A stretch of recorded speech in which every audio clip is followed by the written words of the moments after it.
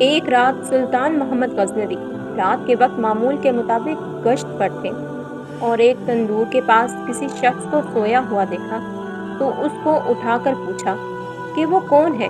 جواب میں اس شخص نے بتایا کہ وہ غریب مزدور ہے، دن بھر مزدوری کرتا ہے اور رات کو اس تندور کے پاس ہی سو جاتا ہے۔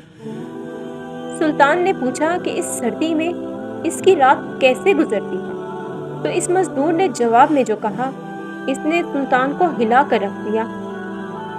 مزدور نے کہا، جناب، نصف رات آپ کے انداز میں گزرتی ہے اور بقیہ نصف آپ سے زیادہ اچھے انداز میں گزارتا ہوں۔ سلطان نے بڑی حیرت سے پوچھا کہ وہ کیسے؟